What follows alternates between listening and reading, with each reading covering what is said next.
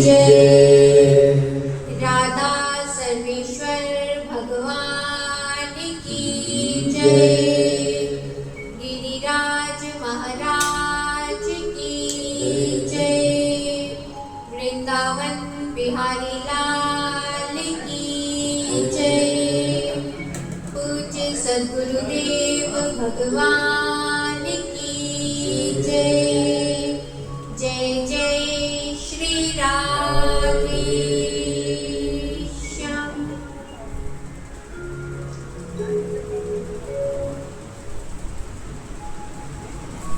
एक दिन यशोदा मैया अपने गृह कार्य में लगी हुई थी, तब कुछ ग्वाल वाल आए और यशोदा मैया से कहने लगे, मैया कन्हैया ने मिट्टी खाई है। अब यशोदा मैया कन्हैया के पास में पहुंची, तब उस समय कन्हैया ऐसे डर गए कि अब मैया मुझे कुछ ना कुछ दंड देंगी। और फिर यशोदा मैया ने कन्हैया का हाथ पकड़ा और पूछा, क्यों रे, तूने मिट्टी खाई है? देख तो तेरे सभी सखा क्या कह रहे हैं कि कन्हैया ने मिट्टी खाई है, और तेरे बलदाऊ भैया भी इसके साक्षी हैं।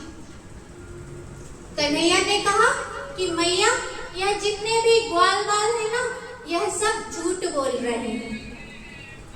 यदि तुझे मेरी बात पर विश्वास ना हो तो मैं तो तेरे सामने हूँ। यदि मैंने मिट्टी खाई होगी तो मेरे मुख में कहीं ना कहीं तो लगी होगी। नाहं भक्षित्वा न वा सर्वे मिथ्याभिसंसिना यदि सत्य गृहस्थर्हि समक्षं पश्यमे मुखे। अब यशोदा मैया ने सोचा कि कन्हैया तो सही कह रहा है, यदि इसने मिट्टी खाई होगी तो इसके मुख में कहीं ना कहीं तो लगी होगी। अब मैया ने कहा कि अच्छा लाला, अपना मुख खोल।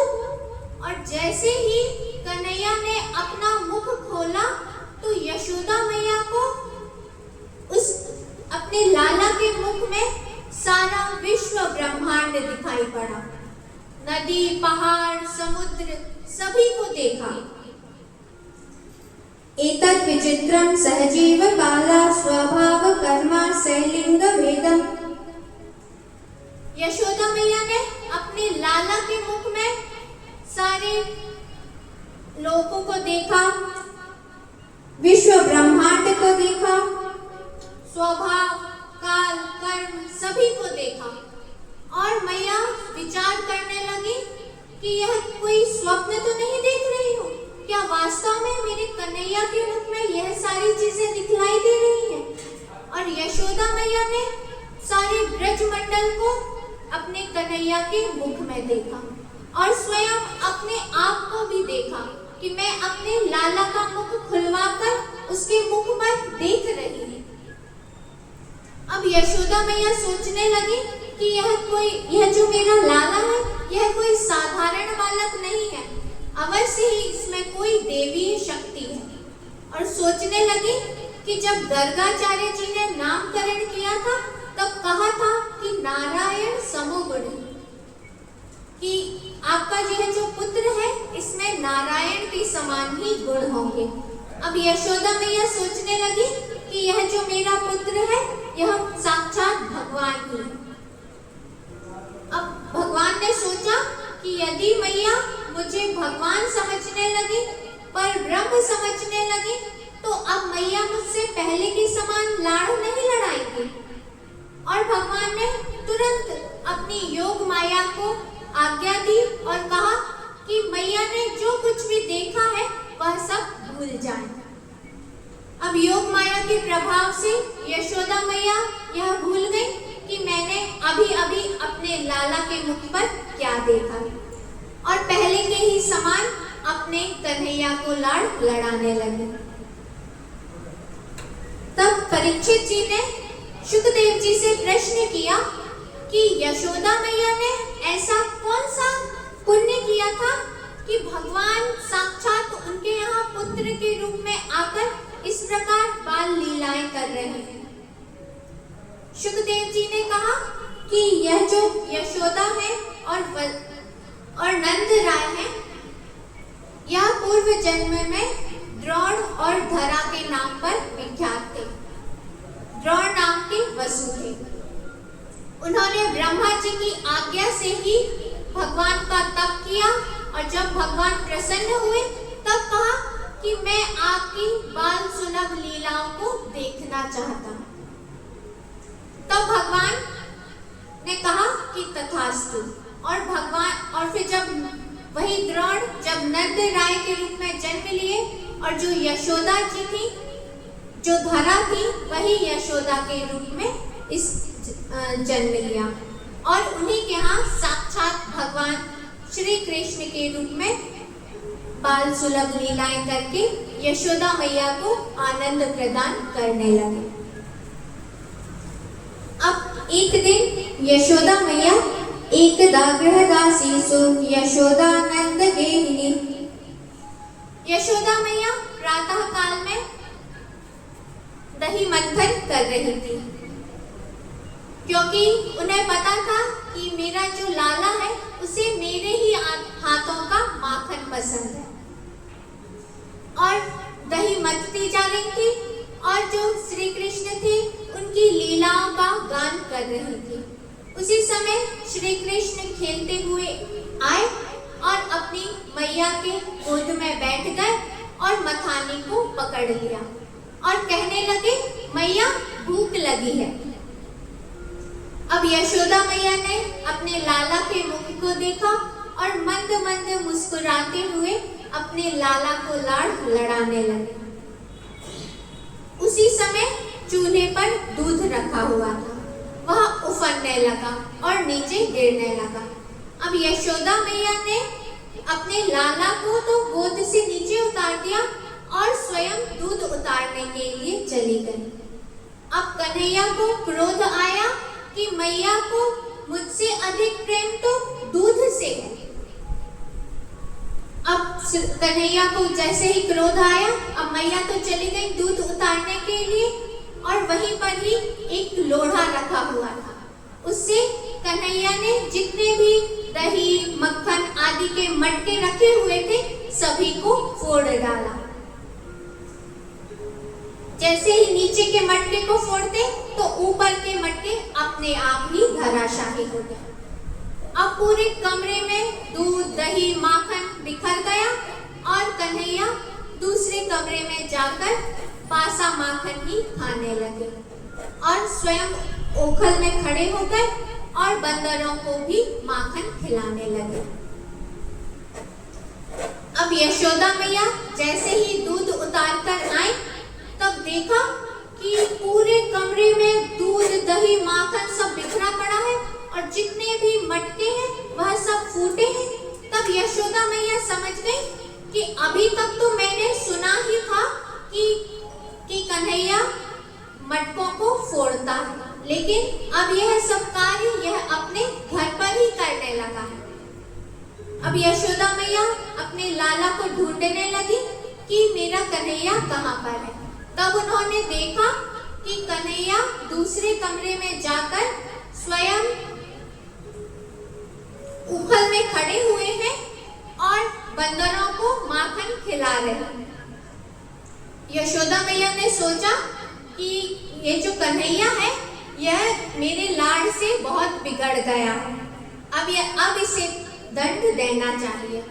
ऐसा विचार करके यशोदा मैया ने एक मोटा डंडा हाथ में लिया और कन्हैया को पता था कि मैंने अपने घर के आज मटकों को फोड़ा है, अब मैया आज मुझ पर क्रोध करेंगे।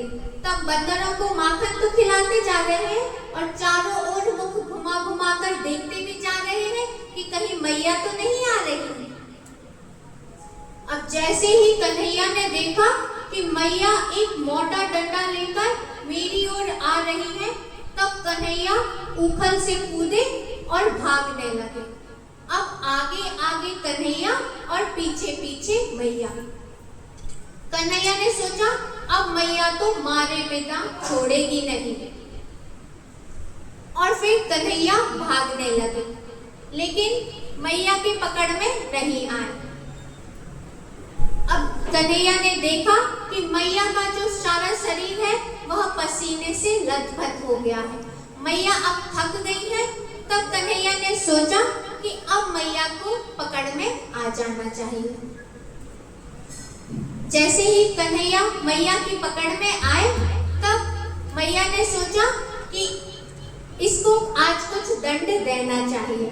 तब यशोदा मैया ने कहा कि तूने इस ऊखल में ही खड़े होकर बंदरों को माखन खिलाया है ना, आज मैं तुझे इसी ऊखल से बांधूंगी। अब मैया रस्सी लेकर आई और कन्हैया को बांधने लगी।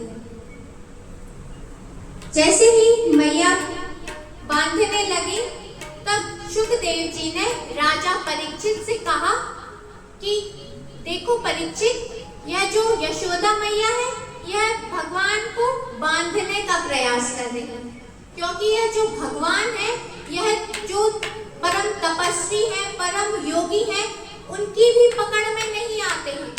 और भगवान तो स्वच्छंद है, वह कभी बंधन में आ ही नहीं सकते हैं, क्योंकि जब यह सृष्टि नहीं थी, इसके पूर्व भी भगवान थे, और जब यह सृष्टि नहीं रहेगी तब भी केवल भगवान ही रहेंगे। और इस सृष्टि के रूप में जो कुछ भी दिखलाई दे रहा है वह सब तो वही है। अब शुकदेव जी कह रहे हैं कि देखो अब भगवान की लीला को, कि भगवान के अब यशोदा मैया की पकड़ में आ गए हैं और यशोदा मैया उन्हें बांधना चाह रही हैं। और भगवान में कोई भी ग्रंथि नहीं है, भगवान तो निर्ग्रंथ है, लेकिन यशोदा मैया उन्हें बंधन में बांध रही है। अब जैसे ही यशोदा मैया ने रस्सी लाई और बांधने का प्रयास किया, तदपि द्वयोंगलं न्यूनं यद्यया दत्तबंधनम। जैसे ही यशोदा मैया बांधने लगी तो जो रस्सी थी वह 2 अंगुल छोटी पड़ गई। अब यशोदा मैया ने और रस्सी लेकर आई और उस रस्सी से जोड़ी और फिर बांधने लगी, तो पुनः रस्सी 2 अंगुल छोटी पड़ गई। अब जितनी भी गोपियां थी वह सब आ गई और यशोदा मैया को उलाहना देने लगी कि यह जो कन्हैया है ना, यह इस गोकुल की रस्सी से नहीं बंधेगा, अब इसके लिए तो बरसाने से रस्सी मंगानी पड़ेगी। अब कन्हैया ने सोचा यदि मैं बरसाने की रस्सी से बंधा तो मुझे लोग उलाहना देंगे कि कन्हैया बंधा भी तो किससे, ससुराल की रस्सी से। अब भगवान ने लीला की, कृपया सीत्स्व बंधनम। अब भगवान स्वयं बंधन में बंध गए और यशोदा मैया अपने गृह कार्य में लग गई। तब कुछ गोपियां आई और यशोदा मैया को उलाहना देने लगी कि यशोदा तुम कितनी निष्ठुर हो, देखो तो सही तुमने अपने लाला को कैसे रस्सी से बांध दिया है। यह तो हमारे माट मटकों को ना जाने कब से फोड़ रहा है, लेकिन कभी हम लोगों ने इस पर ऐसा क्रोध नहीं किया, कभी इसको ऐसा दंड नहीं दिया। अब यशोदा मैया तो अपने गृह कार्य में लग गई। अब भगवान ने सोचा कि मेरे यहाँ जो यह तो वृक्ष है, अब इनका उद्धार करना चाहिए। नंद बाबा के आंगन में 2 यमलार्जुन के वृक्ष खड़े हुए थे। भगवान ने सोचा अब कुछ लीला की जाए और इन वृक्षों का उद्धार किया जाए, क्योंकि यह जो यमलार्जुन के वृक्ष थे यह कोई साधारण वृक्ष नहीं थे, यह कुबेर के पुत्र थे, नल, कुंवर और मणिग्रीव। यह एक बार नदी में जल क्रीड़ा कर रहे थे, तब नारद जी वहां से निकले और जैसे ही नारद जी निकले तो जो नल, कुंवर और मणिग्रीव थे यह दोनों नग्न अवस्था में ही नारद जी को देख कर जोर जोर से हंसने लगे। नारद जी ने देखा कि यह अपने धन के, ऐश्वर्य के मद में इस प्रकार हंस रहे हैं, अब इनके मद को भी दूर करना चाहिए और इन पर कुछ कृपा भी करनी चाहिए, क्योंकि क्योंकि जो संत होते हैं यदि वह किसी पर क्रोधित हो, किसी को दंडित भी करते हैं, तो उसके पीछे उसका कुछ ना कुछ स्वार्थ जुड़ा हुआ है कि मतलब अब उसका कुछ कृपा होने वाली है। अब नारद जी ने कहा कि तुम लोग ऐश्वर्य के मद में मस्त हो रहे हो, अब तुम जाओ जड़ योनि में। और वही दोनों वृक्ष बनकर नंद बाबा के आंगन में खड़े हुए थे। उन लोगों ने फिर हाथ जोड़कर प्रार्थना की कि नारद जी, अब हमें अपनी भूल पर पश्चाताप हो गया है, अब आप हमारे ऊपर कृपा कीजिए। नारद जी ने कहा कि देवताओं के 100 वर्ष तक तुम इसी जड़ योनि में ही रहोगे और फिर भगवान जब द्वापर में जन्म लेंगे तब उनका स्पर्श प्राप्त होते ही तुम लोगों का उद्धार होगा। अब भगवान ने देखा कि मैया तो गृह कार्य में लग गई है। अब भगवान ने ऊखल को टेढ़ा किया और लुढ़का लुढ़का कर बंधे बंधे ही आंगन में पहुंच गए और स्वयं तो दोनों वृक्षों के बीच से निकल गए, लेकिन जो ऊखल था वह दोनों वृक्षों के बीच में अड़ गया।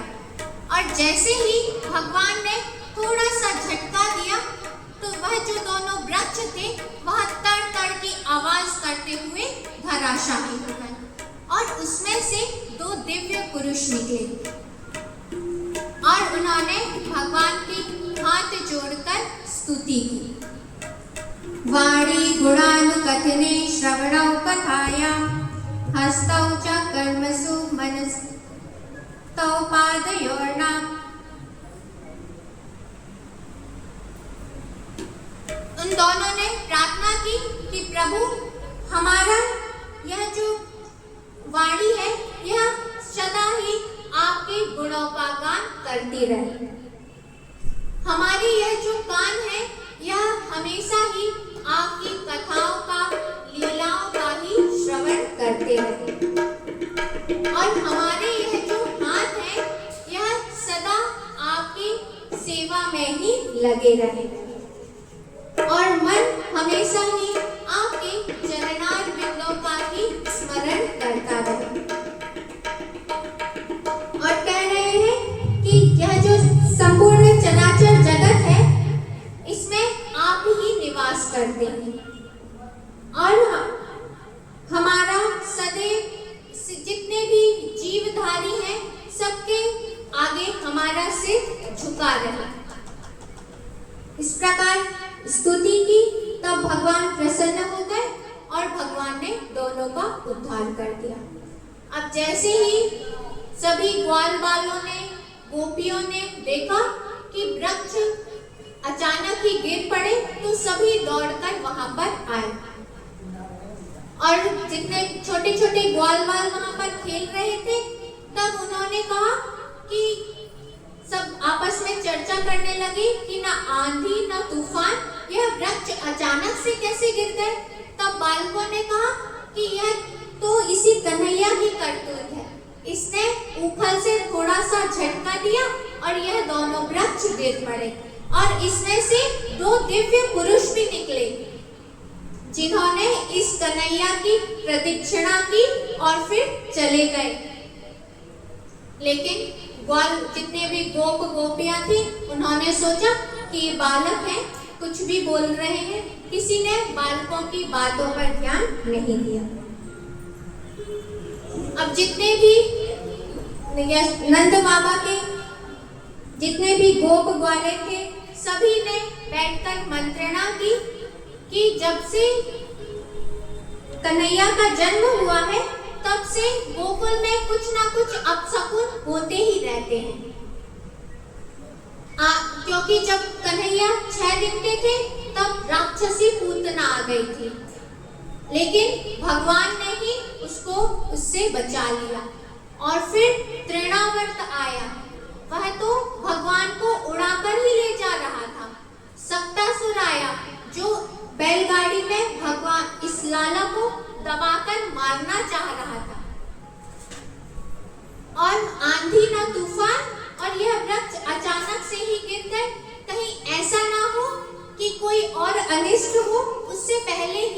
हमें गोकुल को छोड़ देना चाहिए। सभी गोप ग्वाले आपस में बात करने लगे कि अब हम लोग कहाँ पर रहेंगे। तब सभी ने एक स्वर में कहा, वनम वृंदावनम नाम पसव्या नवकाननम। सभी ने कहा कि हम सभी चलते हैं वृंदावन। वहाँ पर बहुत से छोटे छोटे वन हैं और जो वृंदावन है वहाँ का जो मौसम है वह बड़ा ही सुहावना रहता है। वृंदावनम संप्रविश्य सर्वकाल सुहावः।